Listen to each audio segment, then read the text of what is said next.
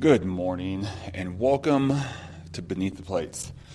I am your host, Jared Elrod, aka the Iron Chaplain, and today we're going to talk. I'm going to tell a story. Here's what we're going to do. So I'm doing something a little different with this podcast because this podcast is what I want to do, and since I haven't put an episode in a while, I'll do a little refresher introduction. Basically, it's called Beneath the Plates because while it is going to be gym/fitness focused, it's going to be much less on we're not going to talk too much about actual workouts or bro science or any of that kind of stuff.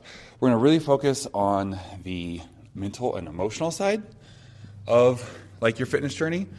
And so this could be anywhere from, I think a good percentage of people in the gym, it's some version of therapy / rebuilding their life. I think a lot of gym rats are definitely some sort of ex-addicts or something like that, and the gym has definitely helped them rebuild their life. A lot of people use it like therapy. I know I definitely went through a phase where I was using it for some anger management and some emotional, therapy stuff, where I had a stressful time at work, and I would use the gym to kind of get all that frustration and stuff out and then go back the next day and not explode at the person I was having that tension with. And then a lot of us there's a lot of emotional stuff there, right? It could be the emotional stuff of why it's hard to go to the gym, why it's a struggle to be consistent. There's a lot to do with self-image, body dysmorphia, the eating disorder, whatever it is, trying to lose weight, but then having appetite issues, and struggling, whether it's put weight on. So there's a lot to go with it. So we really want to dive beneath the plates. I guess there could be a little bit of a pun there in terms of the dieting and nutrition side of things, which I'm sure we'll get into more in future episodes. I am currently in the process of becoming a certified personal trainer and a nutritionalist. So I'm sure as I get into my nutritionalist training, there'll be more and more on that side of things as well. But anyways, that is the idea. And eventually I do want to start interviewing people and hearing kind of their story and their journey. And so that's the idea. And I've really struggled with this podcast to just schedule time to do it. And I've decided to do it a little differently. So I'm going to go ahead and drop the idea of having the video to go along with it. There will be some episodes like that. But I want to be consistent with it. And I've struggled to even do it once a week.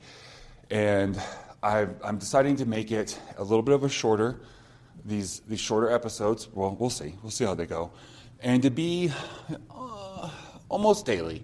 So several times a week. And so what I'm going to do is most mornings, especially if we're not traveling or out of town or whatnot, I get up and I'll come down to the church, and I have, I'm still working on my exact routine, but I will typically in the morning walk laps around the sanctuary, which is what I'm currently doing. So this is what these episodes are going to be, is rather than setting everything up in my studio and letting all that be an excuse for why I just haven't done an episode in forever, or waiting to get the motivation to schedule interviews with people and letting that to be an excuse, I'm going to start recording these slightly shorter episodes while walking my laps in the morning. My goal is I want to start getting 10,000 steps a day, and I've increased that, but I've definitely not hit it. I very rarely hit 10,000 steps in a day. I did go from 3,600. I've gotten up most days from around 3,600 to somewhere between 6,000 and 7,000. But I do want to be hitting those 10,000 a day. It's part of my program and even with my trainer I'm supposed to be doing. And I'm on month 4, and I'm just not consistently hitting that. So typically my weekly check-ins, my average steps are right around 7,600. I'm slowly rising up. It was, like I said, 3,600 average. Then it got up to in the 4,000s. Somehow I skipped 5,000s. I got in the 6,000s, 7,000s. I've hit 8 a few times. This week I did get over 10, but that doesn't count. I went to Disneyland, so I have 2 days, very close to 20,000. So I'm going to, do these morning walks and record an episode, and they're going to be a little more singular focused. So they could get long. They could be 45 minutes, but a lot of them are going to be, 20, 30 minutes. We'll see. Just one specific topic, one specific idea as I'm getting a mile or two of steps in the morning for my day. So I normally spend this time to think, to pray, to kind of just process the day, process what I'm going through, what I have upcoming. I have an app called Marco Polo I use to check in with people, so I'll typically catch up on any messages I have and mark them back. And so I'm going to add this in as one of the things I do with my steps. So here we go. I want to talk about something that happened almost 18 years ago. First, you should know, today is, I think, the 15th. Today is Monday, the 15th of December of 2025. My daughter's birthday was a couple days ago. She was born December 13th, 2007. So she turned 18 just a couple days ago. And we just got back. I mentioned Disneyland. We went on a kind of a Christmas / birthday / she's actually moving away. So it's kind of, we rolled a bunch of things up together. And I want to talk about that a little bit. So nearly 18 years ago, my wife was pregnant. We were young, so got married at 19. And I'm trying to remember. I was either 19 about to turn 20 or just turned 20. So we got married young. Oh, and noise-wise, I am using a nice microphone. Audio should be good. You may have just heard a siren go by. I am in the sanctuary with windows. They're closed, but on a main road. So you will occasionally hear a little background noise. Plus you may hear me walking around, or I may be a little winded from walking. But I'd rather have it be 90% perfect and consistent than 100% perfect. And I put out been doing this for a year. I've got 3 episodes out. So this will be a nice little compromise. Okay, so nearly 18 years ago, my wife and I are pregnant. And, my wife's pregnant. People get mad at me when I say it that way, but we as a couple were pregnant. She was the one obviously physically pregnant. I remember, so I was working for the county. I had a video job. I don't remember my title, but I basically I worked for Merced County Office of Education, MCOE, and they had a bunch of different programs, and I would essentially record them, document them, put together packages, promo things, highlights of the different events. It was a pretty sweet job, and it was my first career job, though I did eventually get laid off when they got rid of half of their employees. But it was my first, moving from, I was working at Hollywood Video before that. And, so already a little bit of life change. I'd gotten married, and then 2 years later, we're having our first kid. I have a real job with actual consistent hours and benefits and all kinds of stuff. So I'd had a lot of life change, and I remember thinking I had all these hopes and dreams and aspirations, and I just remember being at this place where it was I was struggling a little bit with is this stuff ever going to happen? Am I going to make this stuff? Kind of just thinking a lot. And I had a lot of doubt going on. And this particular day that I'm going to tell the story on, I was struggling because we weren't making a lot of money. I just started this job. And even though it was a pretty good job, it was still, compared to our expenses and stuff, it wasn't we just all of a sudden had a lot of money. We were just barely getting by. Our rent took 90% of my salary. So not the best situation to be in. Definitely some mistakes were made there from a financial perspective. But, we're young, we're getting started off, and we don't really know what we're doing. And so we're going to have a kid. And there was this county program coming up to help kind of parents basically, it was like I don't remember exactly, but it was to help new first-time parents with the process. So my wife and I were going to do it. I ended up doing a different one through the county called Daddy Boot Camp. I think it was Daddy Boot Camp. That one I believe was free. This one, it was $200 or $250. And we didn't have the money for that. And I remember this is before smartphones. I remember very specifically, I had the Razor flip phone. I was very proud of it. My wife had called me. I may not have even had that phone yet. I may have still had our little Nokia. But anyways, my wife had called me or texted me or whatever she had done. Probably called me because text messages, you still only got so many back then, and then they started charging you. So, and told me basically that her mom was going to give us the money to do this thing. And it was this great thing. We met other couples, and, they walked you through a bunch of stuff, right? Prepared you for what it was going to be like in the hospital, having the kid, all kinds of good stuff.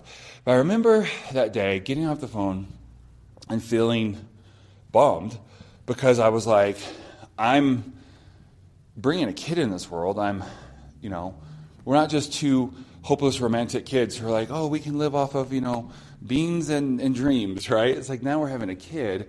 Like, I got to get my act together. Like, I got to make something in my life. I should be able to afford this class. I shouldn't need my mother-in-law to pay for this class. And I actually kind of broke down.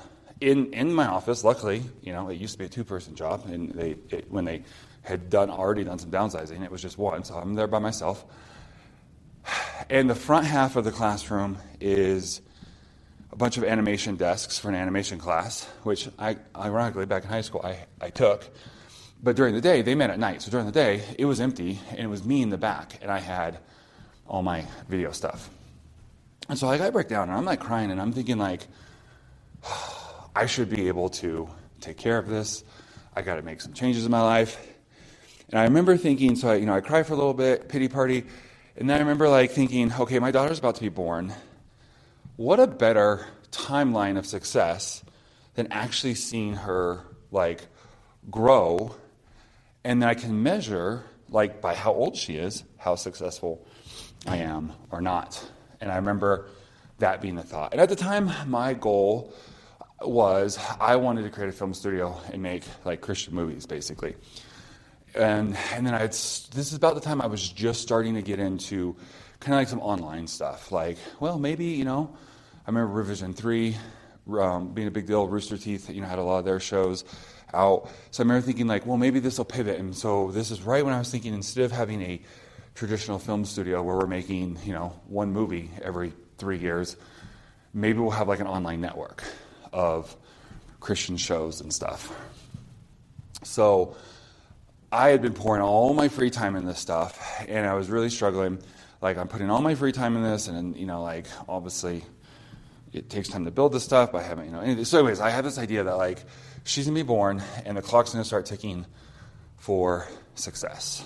Like, at one point she's going to go to school.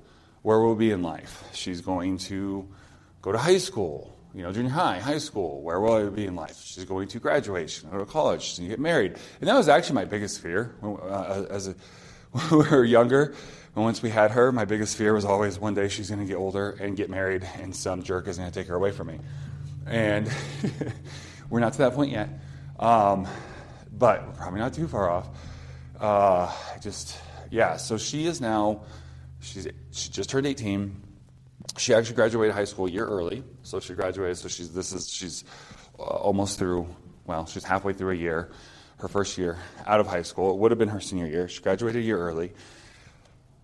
And she is getting ready to, in just a few weeks, she's actually going to be moving to San Francisco for an internship at a church called Glad Tidings under a pastor that's a little bit of a hero of hers. And, he's kind of a hero of all the students in the Called program, which is a program that she's in. And so she's going to be moving to San Francisco for a 2-year, possibly with a 3rd-year extension program. And so I'm thinking like, okay, well, time to measure up. Like, it's been 18 years. I've had 18 years to grow, to, try to become successful or whatnot. And so looking back on my life, what does it look like? Now, I could definitely go in and talk about like all the things, right? Like all the ministry stuff we've done, all the video stuff I've done, all the family stuff we've done, the great life over the last 18 years that we have had, the last 20 years with my wife, the last 18 years essentially with our family. We now have 3 kids. She just turned 18, and then we have 2 boys. 14 and 9, about to turn 10. So I could definitely go into all that kind of stuff. I want to kind of focus on one thing in specifically. So like it's this idea of like life purpose. And as I was reflecting, and again, my motto has always been, as a believer, my wife and I's motto, even when we were in youth ministry, we never specifically felt called to youth ministry. Like we never felt like a calling to be a youth pastor, even though that's what we did for like 20 years. And even now, I've been a senior pastor for 3 years times 2, because we pastor 2 churches. Well, one almost for 3 years, one a little over 2.5. And I still don't really like identify like as a senior pastor, because my wife and I, the way we've always looked at it is we're called to Jesus. And all these other things are things that we're just doing for him. And I've always known like one day I feel like I will have my specific calling, but until then we're gonna be faithful. So for 20 plus years, we've operated, well, I guess right over, oh yeah, it was the 20 plus, because we actually, even before we're married, we've been married 20 years as of last April. And so even before we were married, you know, we were dating and then engaged and doing ministry. So we've, you know, it's a little over 20 years at this point, and we've always just been faithful. But again, never feeling like this is the exact reason XYZ ministry, right? And it's funny because, you know, having that thought of, oh, she's born, and it'll be interesting to see as a gauge, I feel like it's taken 18 years, but I now feel like I'm walking into my actual, like a specific calling, not just all right, Lord, I'm serving you. What would you have me do for right now? But after 20 plus years, I now feel like, and it's still coming together. Like, I'm not going to sit here and be like, oh, you know, I have it all together. You know, and this started several years ago back in New York. So we've been here 3 years. So somewhere around 4-ish years ago. And I didn't really understand it. And it was kind of vague. And over the last 4.5 years, I feel like the Lord has really been kind of, you know, making it more and more clear. And really, I feel like it clicked this week. Honestly, a lot of it, I haven't even talked to my wife about this, a lot of it while at Disneyland. And just a few things kind of clicked into place.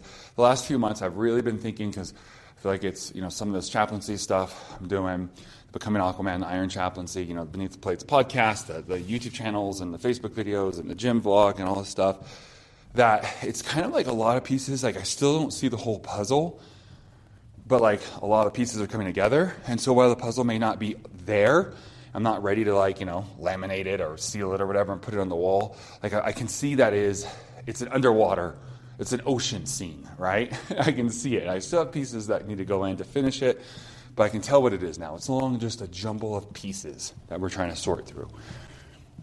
So let's just take a quick break and say, if you feel like you're struggling because you don't have it all together, guys, this stuff can take time. Like, I've struggled with this most of my life, of like, things aren't clicking fast enough.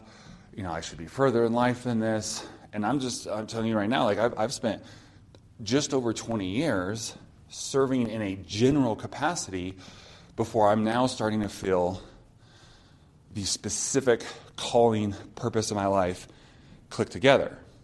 And I've had pieces, and I've been fortunate enough that I've had glimpses and pieces, and I've been able to go off and develop different skills that are now coming into play. So it's not like, oh, I'm going to do this ministry, now I have to go and get prepared for it. I feel like I've been being prepared for years, and like the different skills, whether it be the marketing and the copywriting stuff, the video skills, the movie making stuff, the online stuff, the ministry stuff, the public speaking stuff, the door-to-door and car sales stuff. Like all these pieces I feel like have been developed. So it's not like the last 20 years have been just wasted time.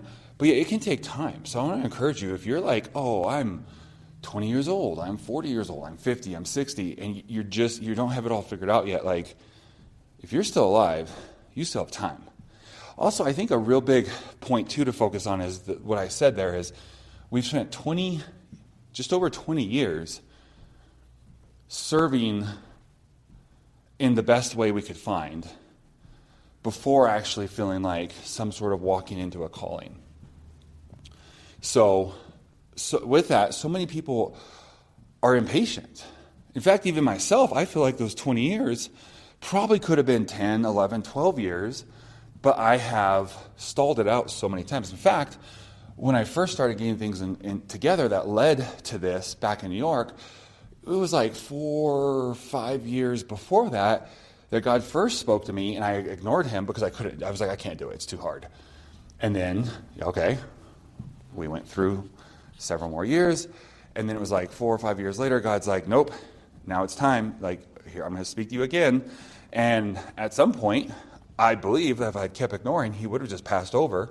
In fact, I don't, any idea of how many opportunities I have passed up.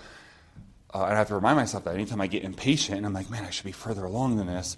Well, how many times did you put your feet in the sand and slow things down? How many opportunities did you miss because you weren't willing to step out? And then you want to be like, we should be further along.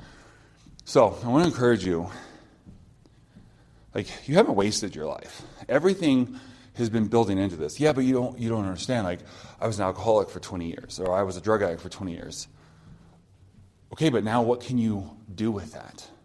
You now have this testimony, this past of 20 years of addiction that you can then turn around and use for good and to help others out of addiction that I can't because I don't have that same story. So if we stop looking at it, I guess technically from a victim mentality, not to turn this into red pill content, but from a victim mentality of, oh no, my story, and we start looking at it as, hey, yeah, my story, and begin to use that. Maybe you're 50 years old and you're just now getting in the gym, you're just now getting in shape, and you wish you did it earlier. That was my story back at 36. I wish I had done it earlier. And I had to realize, it's like they say, I just saw this quote again recently. The best time to plant a tree was 10 years ago. The second best time is today. So, your story, your past, is just that. You can use it, you can let it fuel you, you can glean from the experience. Something I've started doing recently because I'm in a period where I am looking back so much and thinking about things I would have done differently or I could have done differently. What I've started doing is channeling that energy instead of just being regretful or sad. Is, one, being happy about the great life we've had, and two, saying, okay, now let's not dwell on that too much. Let's take that same mindset of looking back and things I would have done differently. Let's go into the future, 10 years, 20 years. What are things I'm doing now that in 10 years and 20 years, I'm going to look back on and wish I did differently and start making some changes? So with that, it's been, 20 years of, like I said, a general kind of calling. And now, 18 of since my daughter was born and thinking where we're going to be. And 18 years later, I feel like we've had 18 years of faithful service. And now I feel like it's time that God is like, okay, let's move in to something new. And it's formulating. It's something he's been really patiently walking with me on. And now I feel like it's time to really run. So back to that original story of, okay, I'm about to have a kid, and this will be like a measuring stick of success or whatever you want to call it in life. It's not really the terminology I would use now, even though it's what I was using then. One, I would say, we've had a great life. And two, 18 years later, and we are now prepared, fully prepared, and walking in to a new season. What is that going to look like? And when I say new, just in case I have local parishioners or something listening to this, I'm not talking about we're leaving the church. That's not at all what I'm talking about. I'm talking about a different anointing, a different perspective. A lot of you, I've talked about some of the ministry or the chaplaincy stuff. You've seen my stuff online of really doing ministry in a different way, walking in, honestly, a bit of different anointing. I talked a few weeks ago on a Sunday about even some of that shifting from the things I was naturally talented in to things that I'm going to have to operate in ways that's more relying on God and anointing. But anyways, back to the main podcast here. So that was just it. I know this wasn't super formatted, and I apologize that it's a little bit more rough thoughts, but this is kind of what I'm thinking of doing, at least for now, until I can get some traction under this, start getting guests interviewed, and in here and hearing their stories is I kind of want to bring you on a, we'll see, mostly everyday basis, at least a few times a week, one particular thought. And again, it's really going to be focused around the mental and the emotional, a lot around the processing of those things, maybe goals, how to organize and improve ourselves, self-improvement, there's the word I'm looking for. And I'm really diving into this stuff. If you don't know, other than, being a pastor and fitness and all that stuff, my wife and I recently figured out about a year and a half ago that I most likely, because not technically officially diagnosed, have bipolar 2. And that's been an interesting journey the last year and a half. And so this podcast, I think, will be a place where, because I've really been struggling with how do I talk about more of that content. And I do talk about it in my gym vlog a little bit, but this is going to probably be the main place to even dive in that. So there'll be entire episodes where I just talk about mental health.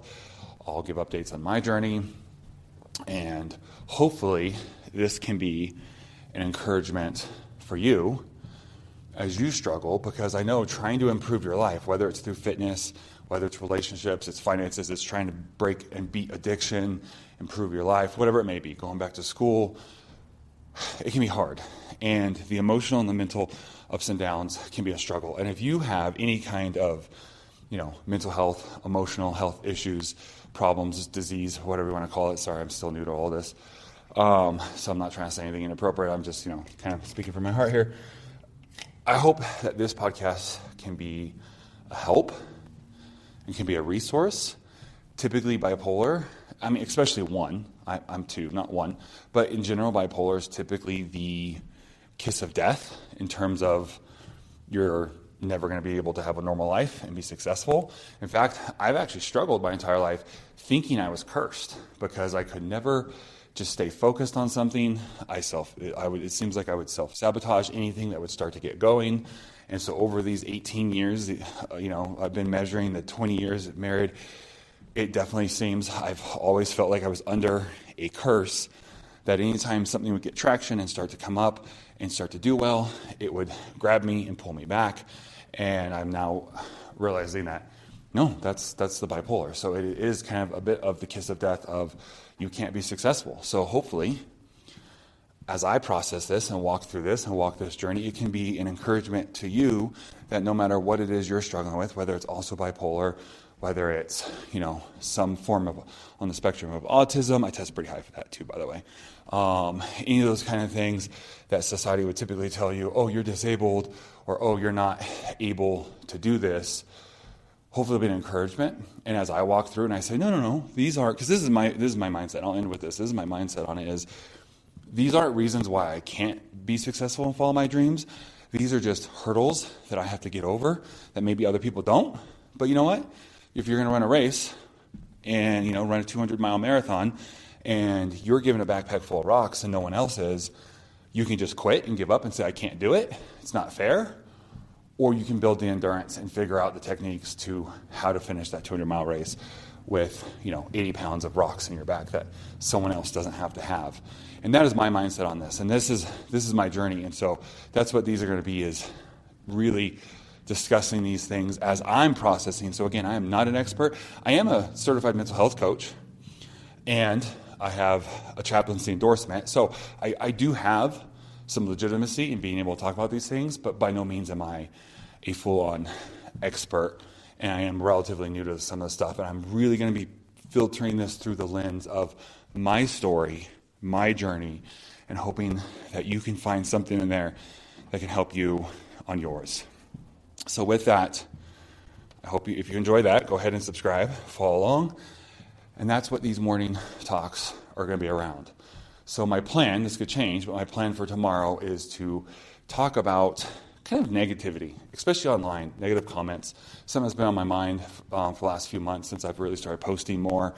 And we're just going to talk about the mindset of the negative comments, the trolls online, and we'll have a little discussion. That could change, but as of right now, that's what I'm planning on for tomorrow. All right, love you guys, and I'll see you in the next episode.